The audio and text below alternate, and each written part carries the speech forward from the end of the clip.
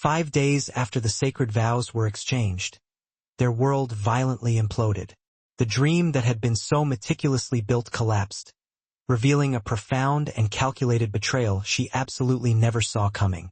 But when fate, in its complex way, spun the narrative around, Maya didn't reach for revenge. She reached for something far quieter, infinitely more powerful. Self-reclamation. Hello, family. Welcome back to True Life Stories. We are thrilled to share this journey with you. Please subscribe and hit the like button. Your support truly fuels us. And be sure to share this video with your circle and activate those post notifications so you never miss a new narrative. Thank you for being here. Settle in, relax, and let's begin. The California sun wasn't just shining. It was pouring soft, liquid gold over the Beverly Hills landscape. It was a flawless day, the kind that compels strangers to share a smile. The air warm, the sky an unbroken blue, carrying the faint, sweet scent of blossoming jasmine in the gentle breeze. The setting, nestled deep within a grand, hidden garden estate tucked into the hills, was perfection stolen straight from a high-end bridal magazine shoot. The aisle was a path of thick, white rose petals. Above, intricate strings of fairy lights shimmered like captured starlight. A velvet-toned gospel choir provided the gentle soundtrack as the chic guests settled into their seats. Today, the officiant announced, his voice ringing with genuine joy, "We celebrate the union of Maya and Jordan, two souls joined by an unshakable love, deep faith, and the promise of forever." Maya stood at the altar, luminous in her ivory gown. It was a simple, refined dress, elegant lace sleeves, a subtle train, and entirely free of unnecessary, flashy embellishments. She had never been one for ostentation. Her makeup was soft and understated, her smile radiant and completely sincere, and when she looked at Jordan, her dark eyes shimmered with absolute, unconditional trust. She loved him fully, without a single shred of doubt. Jordan looked impossibly dashing in his tailored navy tuxedo. His smile was broad and confident, yet a brief, nearly imperceptible flicker, a hint of genuine discomfort, danced in his eyes. No one saw it. The wave of applause, the overwhelming joy, and the soaring music drowned out every subtle detail. He held Maya's hand firmly, repeated his promises with conviction, and kissed her like he meant to keep every word. Their friends and family erupted in cheers as they made their way back down the aisle. Finally, husband and wife. Cameras flashed furiously. Champagne glasses clinked in celebration. They danced their first dance under a canopy of starlight to John Legend's "You and I." Jordan whispered in her ear that he would never, ever forget this moment. Maya believed every single word. The reception flowed seamlessly into the evening, a joyful, intoxicating mix of family laughter, tearful, heartfelt toasts, and a profound, palpable sense of happiness that felt utterly permanent. Later that night, Maya's father cornered Jordan, his expression serious. "You take care of her. You hear me?" he cautioned. "She is worth her weight in gold." Jordan smiled and nodded quickly, but his eyes were already drifting toward his phone, which was buzzing urgently on a nearby table. A name flashed across the screen. Sasha.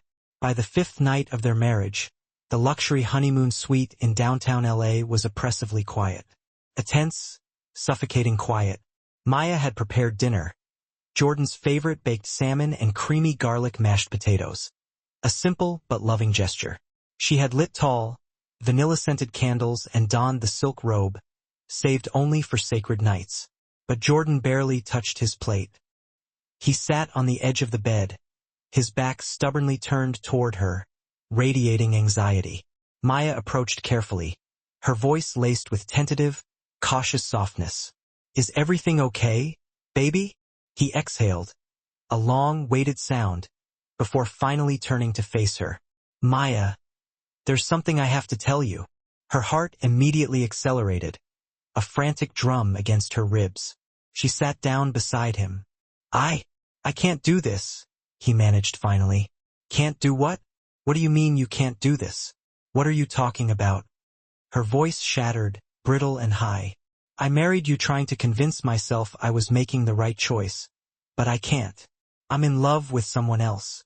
I've been seeing her for months. Her name is Sasha. I want a divorce." The words landed like a physical blow. A sharp, dizzying slap across her face. Maya's expression twisted first into deep confusion, then into cold panic, swiftly followed by a crushing, gut-wrenching heartbreak. "We just got married, Jordan. We haven't even unpacked our wedding gifts," she pleaded, her breath catching. "You're joking, right? Please tell me this isn't serious."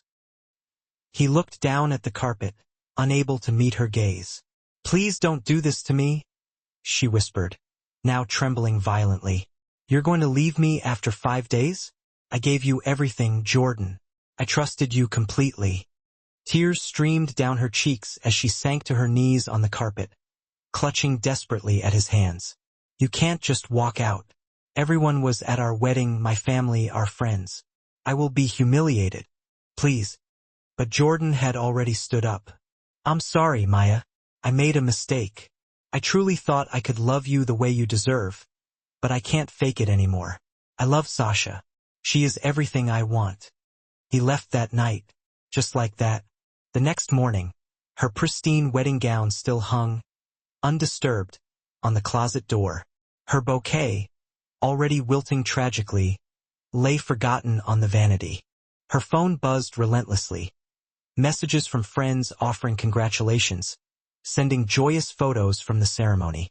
She stared blankly at the screen, paralyzed, unable to type a single reply.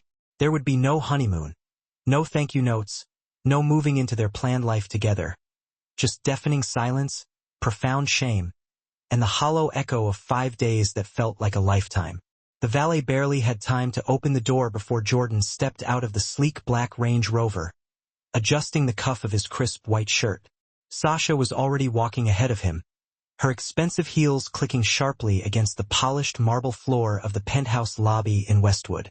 She didn't look back. She rarely did. The building was luxury incarnate, crystal chandeliers refracting light, avant-garde art installations, and uniformed doormen who knew everyone's name and preferred coffee order. When the elevator doors silently parted on the 26th floor, a private vestibule led into Sasha's penthouse.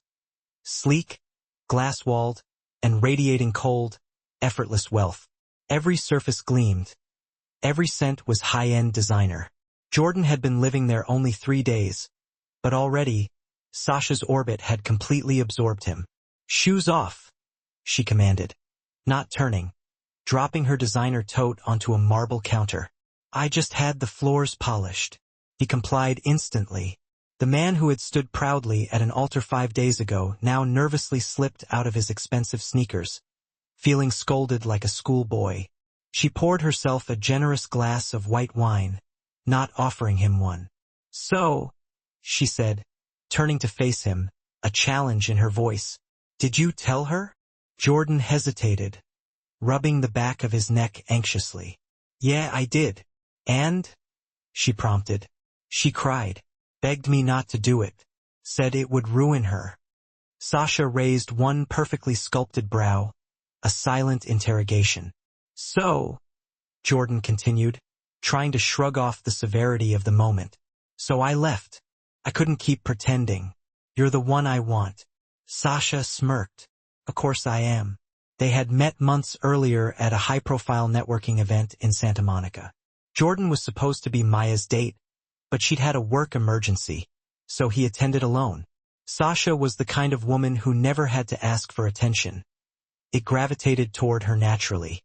She owned the room with bold red lips, a sharply tailored jumpsuit, and a laugh that made heads turn. Her company, Sasha Lux Incorporated, was featured prominently on Forbes' 30 Under 30 list. She was fiercely successful, intensely independent, and dripping in an untouchable confidence. Everything Jordan secretly craved for himself. What started as a thrilling, intoxicating flirtation quickly mutated into secretive lunches, then stolen nights. He told himself he was just confused, still figuring things out. But the truth was, the promise of Sasha's glittering, chaotic life seduced him far more than Maya's soft, dependable stability ever could. Now he had the prize. The panoramic views, the exclusive address, the beautiful, powerful woman. But the beautiful fantasy was already beginning to fray. Within a week, Sasha established the hierarchy. This was her domain, her rules, her pace. There was no discussion, only adherence. One morning, he woke to find a note affixed to the stainless steel fridge. Asterisk meeting in Malibu at 10 a.m. Clean the guest room. Laundries piled up. Don't forget the lint trap this time. Asterisk he frowned deeply. He had expected a life of glamorous dinner parties, spontaneous travel, and stimulating business talks. Not this detailed, regimented list of household duties and instructions. He told himself it was temporary, just a rough patch. The next week, he tentatively tried to bring up a job opportunity, a mid-level management role at a promising startup in Pasadena. He mentioned it casually over coffee. I think I might take it, he said, gauging her reaction. Sasha didn't even glance up from her phone. Why? She asked dismissively.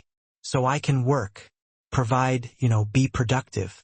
Now she looked at him. Really looked, her expression cold. Jordan, you don't need to work. I make more than enough for both of us. What you can do is take care of the house. Make yourself useful.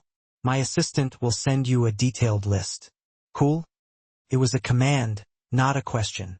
That night, at a high-gloss dinner party with Sasha's circle of fashion friends and celebrity stylists, Sasha introduced Jordan not as her partner, but as the house husband. They all laughed. A ringing, hollow sound. Jordan plastered on a smile, but his jaw ached from clenching. He started waking before dawn, just to claim a few quiet hours before Sasha's daily directives began. He was cooking elaborate breakfasts, meticulously tidying the vast apartment, managing her dry cleaning schedule, and once, he even had to reschedule an urgent waxing appointment her assistant had forgotten. Asterisk Maya never asked this of me. Asterisk Maya cooked because she loved him, ironed his shirts for his career, and prayed over him when he faced doubt. He remembered her gentle hand on his chest. One afternoon, mopping the vast kitchen floor, sweat stinging his eyes, he caught a glimpse of himself in the mirrored oven door's reflection. Shirtless, exhausted, a stranger staring back. He stood straight up, dropping the mop. What the hell am I doing? He whispered to the silence. Later that night, Sasha came home tipsy and irritated from an event. She tossed her expensive heels aside, flopped onto the couch, and barked, Jordan, get me some water. He brought it instantly without a word. Oh, and babe, she added lazily. My girls think you're cute, like a little trophy husband, but maybe bulk up a little, So you match me better. She laughed mockingly. He didn't. That night, he slept facing the wall, eyes wide open, with Sasha's arm draped carelessly over his chest like he was a favored possession. His phone vibrated softly beside him. A message from an unknown number. Asterisk Hey Jordan, I heard what happened. Just checking in. Tasha from HR at Maya's job. Asterisk he didn't reply, but he stared at the screen for a long, painful time. Guilt began to flicker, rapidly followed by deep regret. But not love. Not for Sasha. Sasha had won, and Jordan was rapidly realizing that sometimes the prize you chase aggressively isn't the prize you needed at all. It was nearly noon when Jordan finally peeled himself out of bed. The penthouse was unnervingly quiet. Sasha had flown to New York the night before for a major product launch and had left without so much as a goodbye kiss. Just a list on the fridge. Asterisk cleaner canceled.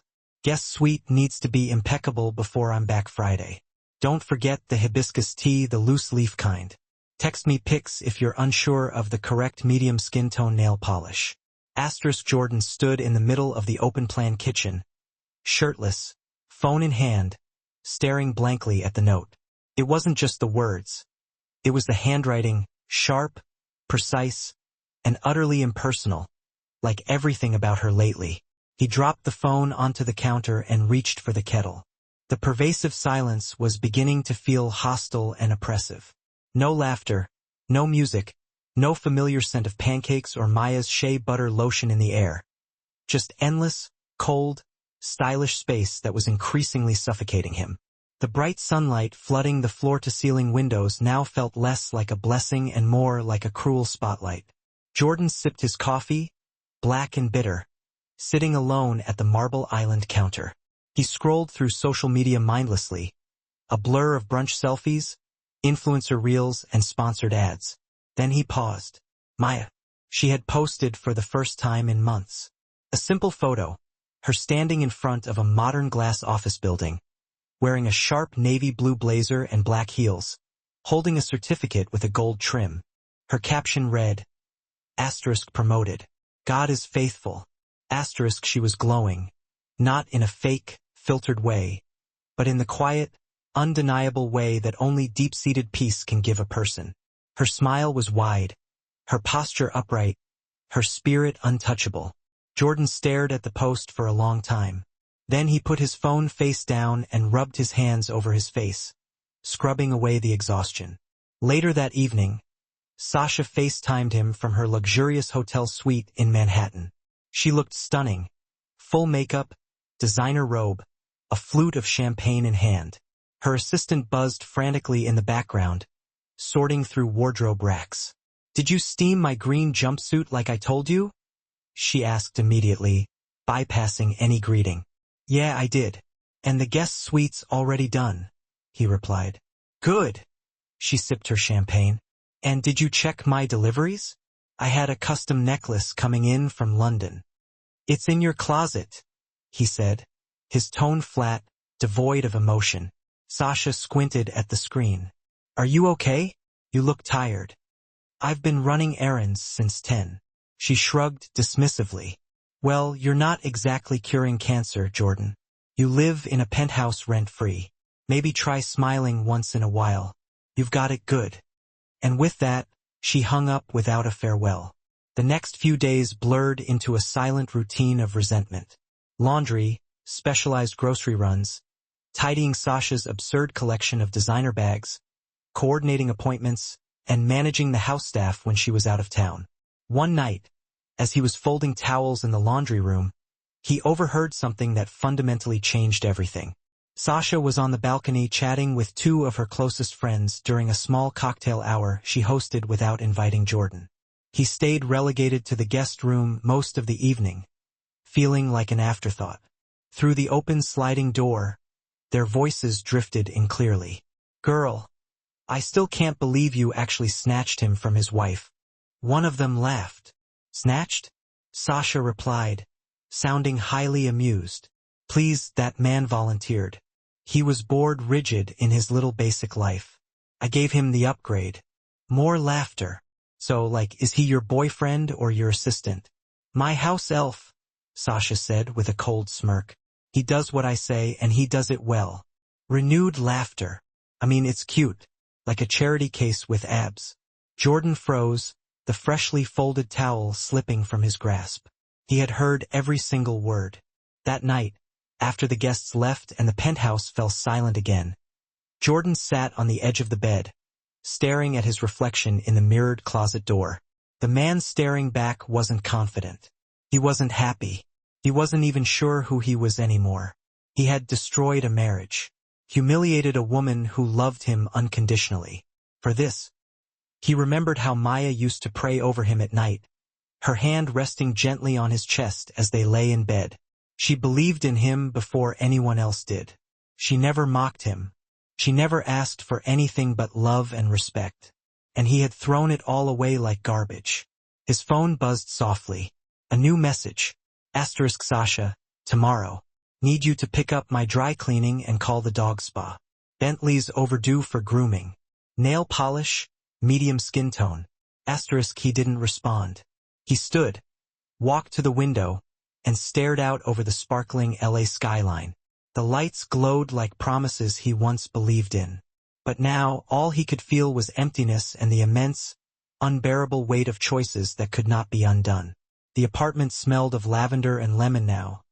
Not because Maya was expecting company, but because she was learning to care for herself again. The heavy, old curtains were gone, replaced by light white linen that welcomed the LA sunshine. The wedding photos were packed, donated, digitally erased. buried somewhere in the digital graveyard of her cloud storage. The gut-wrenching pain hadn't vanished completely, but it no longer consumed her. She was learning the quiet, arduous work of self-restoration. It began simply, returning to her morning walks at Elwire Park, gospel music loud in her earbuds, her heart cracked but stubbornly beating. Then came the therapy sessions, the dedicated journaling, and the tentative calls to friends she had pushed away during the crisis. Friends who pulled her back in with safe, non-judgmental embraces. "You don't have to be strong here," her best friend, Destiny, had insisted one wine-filled night. "Just be. That's enough." And so she was. For weeks, she lived in a profound silence. Not the silence of loss anymore, but the kind that allows for reflection. A sacred stillness. Work became a vital lifeline. Maya poured her revitalized energy into her role at Zenith HR Solutions, a mid-sized but highly competitive firm in downtown LA. Her boss quickly observed the transformation. She was sharper, more focused, more assertive. She started leading new initiatives, spearheading an internal mentorship program, and organizing wellness days for the staff. It was one afternoon during a corporate retreat at a stunning beachside villa in Malibu that things began to subtly shift again. Maya arrived wearing a stunning mustard yellow jumpsuit and her thick afro, unapologetically regal. She had zero intention of flirting or mingling. She had told herself she was there strictly for business and fresh air. But fate had already set the seating chart. During the second day's lunch break, she found herself seated next to a man with steady cocoa brown eyes and a supremely calm demeanor. He wore simple, well-fitting jeans and a forest green linen shirt, sleeves neatly rolled up to showcase powerful forearms. His name tag read, Elijah Brooks, guest speaker, founder of Rise LA. He turned to her mid-bite of grilled salmon. "That plate looks significantly healthier than mine. Is that quinoa?" She laughed softly, genuinely. "It is, but I envy your dessert." That was the first easy exchange. The conversation that followed felt completely effortless. Elijah spoke with clarity and deep kindness about his work helping underprivileged youth, explaining how he left a six-figure corporate job to build something truly meaningful. He didn't brag or posture. He simply shared. And when Maya mentioned her recent promotion and the challenges of the past year, he didn't pry for details or dig into her heartbreak. He simply nodded and offered, "Sometimes rock bottom turns out to be the foundation we needed all along." Something heavy in her chest loosened completely.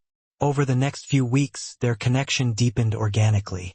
They texted often, short, warm check-ins, a funny meme, a thoughtful song suggestion. He sent her a copy of Paulo Coelho's The Alchemist with a handwritten note tucked inside. Asterisk, "You're in the middle of your journey. Keep going." Asterisk, on their first official date. He picked her up in a modest black sedan and took her to a cozy, dimly lit jazz lounge in Echo Park. Not a five-star rooftop or some Instagram-famous sushi spot. Just real music, comforting food, and substantial conversation. Maya had never laughed so much in one evening. After dinner, they walked along the reservoir, their hands brushing accidentally until they finally intertwined with a quiet click. She hadn't expected the butterflies, but they came anyway. Not chaotic ones that fluttered in panic, but gentle, warm ones that settled in safety. Back at work, things continued to flourish. Her team's performance metrics soared. Clients offered glowing endorsements. One Friday morning, her manager beckoned her into the conference room, beaming. "Maya, you have significantly outgrown your current title. We are promoting you to Director of People and Culture, and we need you to represent us at the National Diversity Summit this fall." She blinked, momentarily speechless. "Wait, what?" Her manager simply repeated, "You've earned it." Tears welled up, not for the title, but because less than a year ago, she had knelt, begging a man not to leave her, making herself small and disposable. Now she stood tall, affirmed, and elevated, all on her own terms, without begging, without breaking. That night, she stood in front of her bathroom mirror. No makeup, hair tied up, a satin robe wrapped around her like armor. She stared at herself, truly looked. "I'm proud of you," she whispered to the reflection. It was the first time she had said it, but it wouldn't be the last. One evening, Elijah surprised her with dinner on the rooftop of his building. Candles, takeout containers from her favorite Ethiopian spot, and a small Bluetooth speaker playing Anthony Hamilton. As they sat under the stars, he reached for her hand. "I don't know where this is going," he said softly, his voice full of intention. "But I know I want to keep discovering it with you." Maya smiled. No fear, no flashbacks, just forward. She leaned in and kissed him. Slow, steady, and full of quiet hope. Spring came early to Los Angeles that year. The jacarandas bloomed brighter. The sun lingered longer. And Maya, too, was blooming. Not because someone else had finally picked her, but because she had finally, wholeheartedly chosen herself. It had taken Jordan 72 hours of agonizing deliberation just to compose the text. Hey, can we talk? One desperate sentence. He typed and deleted it dozens of times, the blinking cursor acting as an impartial judge. He was tormented by two equal fears: that Maya would completely ignore him, or that she would agree to meet and simply look at him with the chilling indifference of a stranger. Finally, he hit send just after 11 p.m. on a Wednesday, when the vast silence of Sasha's penthouse felt utterly crushing. The next morning, a reply arrived, surprisingly fast. We can meet Saturday, 2 p.m. Cafe Ayla on Jefferson. No greeting, no pleasantries, just cold, precise instructions. It was far more response than he deserved. Saturday came like a scheduled execution. Jordan stood outside the cafe 20 minutes early, his nerves twitching under his skin like trapped insects. Ants. He hadn't seen Maya in almost a year, not in person, anyway. He had watched her from afar. Social media updates, whispers through mutual acquaintances, the occasional run-in with someone from her church who looked at him with silent, scorching disgust, as if he were a moral contagion. He looked down at himself. Faded, slightly threadbare jeans, a wrinkled button-up shirt that suddenly felt cheap. He hadn't realized how much he'd physically and spiritually deteriorated until that precise moment. The old, blinding shine of ambition was gone. The casual confidence that had once defined him, too. He looked, quite simply, like a man searching desperately for a second chance in a life that had already rendered its final verdict and irrevocably moved on. The bell above the door chimed softly, a pleasant, welcoming sound that felt undeserved as he entered the artisanal cafe. He spotted her instantly. Maya was seated near the window, bathed in the soft afternoon light, a half-finished matcha latte in front of her. One leg was crossed elegantly over the other. She wore a simple cream silk blouse tucked into high-waisted linen slacks, classic gold hoops dangling from her ears, her natural curls styled into a high, magnificent puff. There was no ring on her finger, his or anyone else's, yet something about her posture and presence made her look utterly claimed. Not claimed by a man, but claimed by peace, by purpose, by herself. Jordan swallowed hard, the air suddenly thin and dry. He walked over, stopped beside her table, and waited for her to acknowledge him, unwilling to simply take a seat. She looked up, not with the sharp sting of bitterness he had expected, nor with the soft vulnerability he secretly hoped for, but with calm, unflinching clarity. "Hi, Jordan." "Hey," he managed, sinking into the chair opposite her. "Thanks for meeting me. I don't have long," she said immediately, folding her arms lightly across her chest. A gesture of boundary, not defense. "Say what you came to say." He took a deep, rattling breath, trying to gather the thoughts he'd meticulously rehearsed all week in front of the motel mirror, but they felt clumsy and hollow now under the quiet scrutiny of her gaze. "I was wrong." She blinked slowly. "Go on." "I thought I was making the right decision at the time. I convinced myself I was following my heart, seeking what I deserved. But I wasn't. I was following ego, greed, and staggering stupidity. And I hurt you. I hurt you deeply, Maya, and I've regretted it every single day since." She said nothing. Her silence was clean, impermeable, utterly unbothered by his confession. He hated it. He needed a reaction, a tear, a flicker of pain to validate his current suffering. Sasha wasn't what I thought she was. None of it was what I was promised.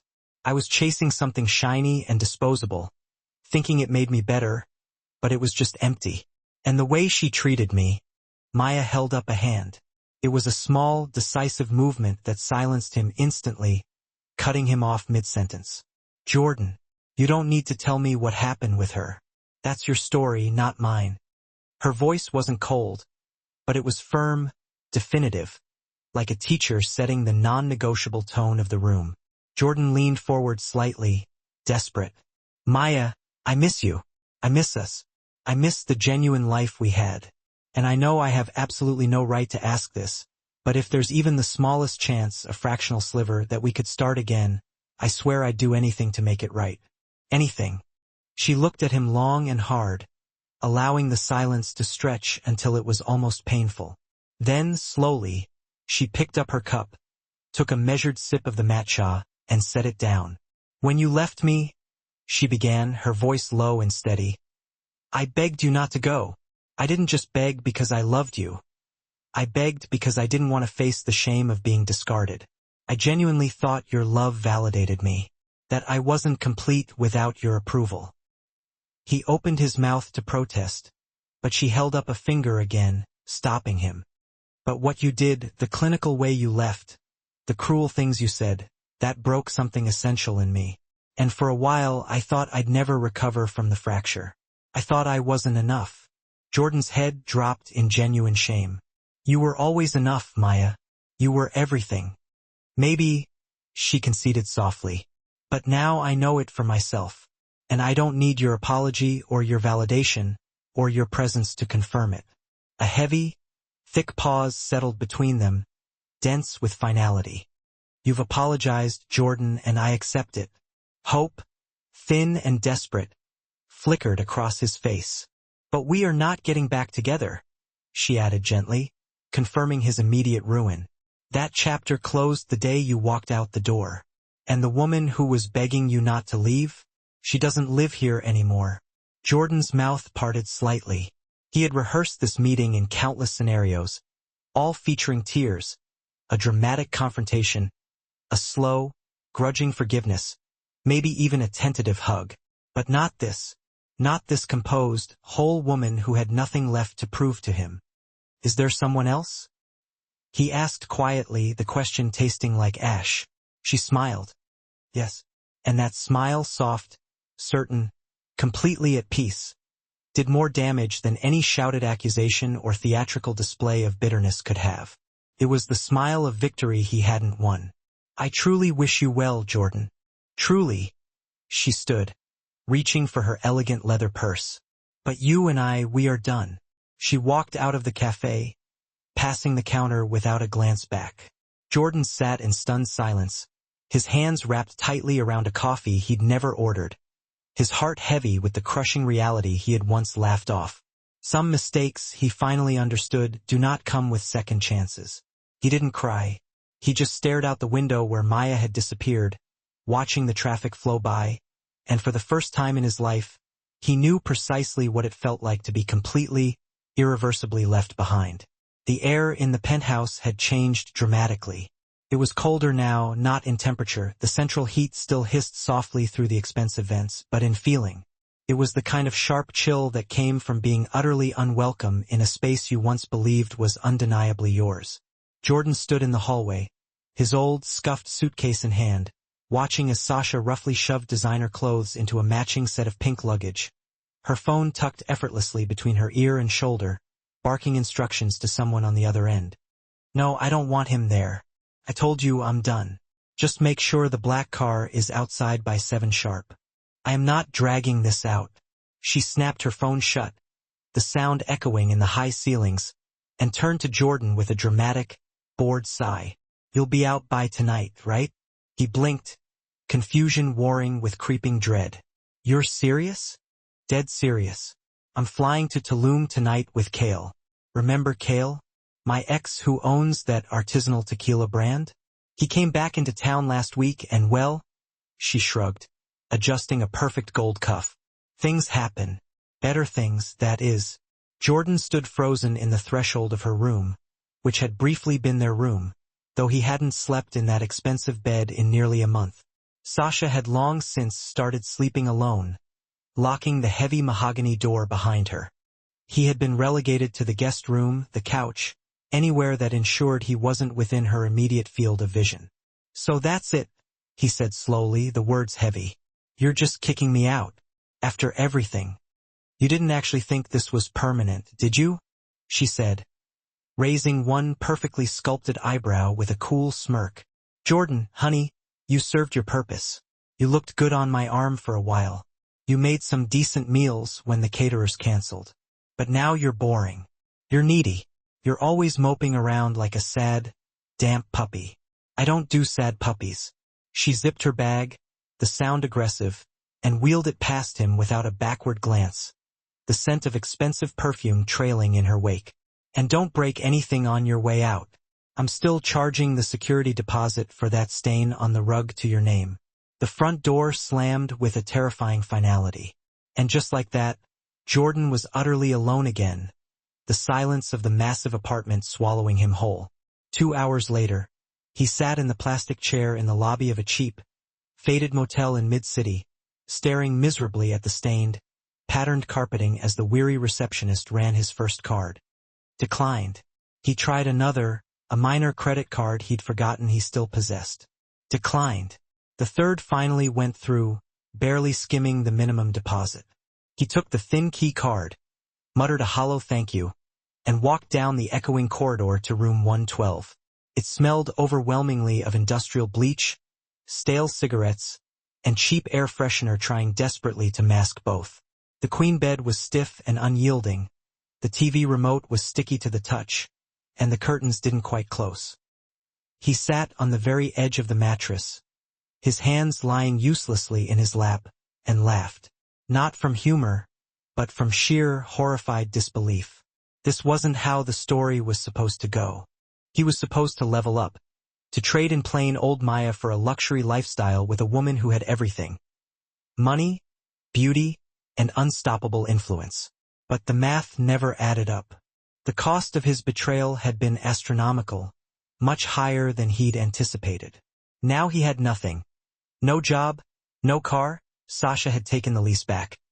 No real friends, most had been hers, and certainly no home. Not even his pride remained. What he did have was time, too much of it, stretching out infinitely into the future. And silence, the deep, oppressive kind that wrapped around his chest like a wet, freezing cloth, squeezing and choking the air out of his lungs. He remembered the day of the wedding, Maya's trembling hands as she pleaded, "Don't leave me like this." He had looked her directly in the face and walked away, choosing the shimmer over the substance. He remembered the endless, shallow parties Sasha threw, where he stood rigidly on the sidelines like a glorified butler while her friends called him cute and utterly useless in the same breath. And he remembered Maya's eyes at the cafe today, the way they held no hatred, no lingering pain, just complete, liberating release. She had moved on, and she was glowing, radiant, without him. Meanwhile, Maya's glow had become a blinding spotlight. The National Diversity Summit was being held at the bustling Los Angeles Convention Center, and Maya stood backstage, a miniature microphone clipped neatly to her lapel, her hands calm, her detailed notes long since memorized. "You ready?" her young assistant asked, eyes wide with excitement. Maya smiled, a genuine, deep-soul smile. More than ready. When the stage lights came up, warm and bright, she stepped out to a powerful, sustained round of applause. Her voice was crystal clear, her message sharp, passionate, and deeply personal. A powerful talk on establishing healing spaces within corporate America for women of color, mental health advocacy, and the necessary power of community. Halfway through, she shared a part of her personal journey, the vulnerability landing with the force of truth. "I was once in a place where I thought being chosen by someone else defined my worth. I gave up my voice, my boundaries, and my peace for the illusion of security and partnership. But I found myself again. Not in revenge, not in resentment, but in the arduous, beautiful process of rebuilding." The crowd erupted. People were immediately on their feet. Cameras flashed across the vast auditorium. And in that moment, she wasn't Jordan's ex-wife. She wasn't simply a divorce statistic. She wasn't a cautionary tale. She was Maya James, director of people and culture, mentor, sought-after speaker, survivor, a woman entirely on fire with newly found purpose. Later that night, she and Elijah stood together on the rooftop of his non-profit headquarters in South LA, looking out at the glittering skyline, the entire city pulsing with vibrant life beneath them. "You were beyond amazing today," he whispered, wrapping a strong, possessive arm gently around her waist. She leaned into him, the connection solid and certain. "Thank you. Honestly, that girl from last year wouldn't believe any of this." "That girl was strong too," he countered, kissing the top of her head. "She just didn't know the full extent of it yet." They kissed, slow, tender, and deeply meaningful, under the silent, observing stars. Back in the stale motel room, Jordan was scrolling mindlessly through Instagram. Maya's speech was already viral. Someone had posted a clip, tagging her with the unavoidable caption, "Asterisk from heartbreak to hero, this woman just lit the whole damn stage on fire." He watched the video again and again, unable to look away from the brilliant woman he had discarded for a temporary whim. In a parallel universe, he might have been sitting proudly in the front row, a supportive husband. But in this one, he was watching her majestic rise from the ashes he himself had ignited, and all he could do now was burn slowly in the suffocating silence she had left behind. The crowd gathered slowly on the Santa Monica Pier that Sunday afternoon.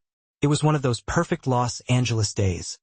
A soft, persistent breeze blowing in from the vast ocean, sunlight glinting radiantly off the waves, and the sweet smell of kettle corn and sea salt drifting through the festive air. Elijah's nonprofit, Rise LA, was hosting its annual Voices of Change event, a public showcase of youth talent, live music, spoken word, and local community heroes.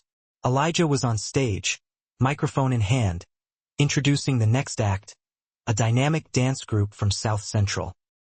He spoke with his usual quiet confidence, his deep passion simmering just beneath the surface of his words. Jordan stood near the very edge of the crowd, partially concealed behind a boisterous group of teens snapping relentless selfies. He hadn't planned to come, but when he saw the brightly colored flyers downtown and spotted Elijah's familiar name, something inexorable pulled him here. Maybe curiosity, maybe self-inflicted guilt, maybe a final, lingering ghost of hope, maybe all three warring at once. He shoved his hands deep into the pockets of his worn hoodie, the fabric frayed at the seams. His sneakers were scuffed, his jeans baggy and old. He looked exactly like a man who had melted quietly into the background of his own life, unnoticed, unimportant, until she stepped onto the stage. Maya. She wore a soft, sophisticated rose-colored pantsuit that caught the sun just enough to give her an ethereal, subtle glow. Her curls were pinned to one side, and gold bangles jingled gently on her wrist as she offered a serene wave to the growing crowd. "Please welcome our keynote speaker," Elijah announced, his voice warm and resonant with pride. "The incredible Maya James, corporate leader, fierce mental health advocate, and my partner in both purpose and life." The applause that followed was genuinely thunderous. Jordan felt the impact of the words, "my partner in life," resonate physically in his chest. He hadn't heard that title used for her since it belonged to him, but it was profoundly different now. The way Elijah looked at her, it wasn't possessive or boastful. It was reverent, like he'd found a sacred home, and that home had a strong, beating heart. Maya stepped up to the microphone and smiled, that same soft, soul-deep, triumphant smile Jordan once knew intimately. But this time it didn't belong to him. It belonged entirely to herself, and to the man who stood just off stage, watching her like she was the magnificent sunrise. "1 year ago," she began, her voice carrying easily over the roar of the ocean, "I didn't think I would ever feel whole again. I was grieving not just a relationship, but the version of myself I had foolishly lost inside of it." The audience leaned in, captivated. "But healing," she continued, looking out over the faces, "is not just recovery, it is profound discovery." I didn't rebuild myself into who I used to be. I became someone entirely new, stronger, softer, wiser. And I learned that peace is infinitely louder than pain. Once you stop giving your precious energy to what broke you. Applause and shouts of yes and come on, sis, erupted from the appreciative crowd. Jordan lowered his head. He wasn't angry. He wasn't even truly jealous anymore. He was simply silent. The kind of profound silence that only comes when you finally, absolutely accept what is no longer and will never again be yours. After the speech, Maya stepped down from the stage, immediately surrounded by young women thanking her, hugging her, asking for photos and advice. Elijah waited patiently at the side, offering her a cool bottle of water and kissing her tenderly on the cheek as they laughed softly about something only they seemed to understand. That's when it happened. Maya looked up and saw him, Jordan, standing off to the side behind the empty benches near the railing, just barely in view. Their eyes met for a single long second. The world seemed to quiet. No ocean, no music, no crowd noise, just a flicker of recognition, a distant echo of memory. Her expression didn't change. No smile of triumph, no frown of condemnation, just a steady, gentle gaze, like a cool breeze passing through. Not pausing, not lingering, simply passing. She gave him a small, respectful nod, an acknowledgement of the shared past, and then she immediately turned back to Elijah. Jordan stayed frozen. She had seen him. She had acknowledged his presence, but that was all. There was no invitation to approach, no dramatic moment to seize, no promised redemption arc, just the cold, undeniable truth. She had moved on completely, and he finally, fully felt the annihilating weight of that reality settle deep in his bones. He turned slowly and began walking away from the pier, the sounds of celebration and the distant rhythm of the dance music fading swiftly behind him. No one followed. No one called his name. He walked alone. But this time he didn't try to look back. He knew, with devastating certainty, there was absolutely nothing left for him in that direction. Across the pier, Maya leaned into Elijah's chest as they stood watching the sunset paint the horizon, their hands intertwined. She hadn't expected to see Jordan today, but now that she had, it felt unequivocally done. Like the very last definitive page had finally been turned on a long-finished novel. And somewhere deep within her spirit, there was a peace that no apology, no regret, and no ghost of the past could ever disturb again. She rested her head on Elijah's shoulder and whispered, "Let's go home." And they did together, while behind them karma closed the door. Quiet, final, and irrevocably complete. We have come to the end of the story. I sincerely hope you enjoyed the journey. Leave a like and subscribe to my YouTube channel for more interesting stories that delve into second chances, consequences, and the power of finding yourself.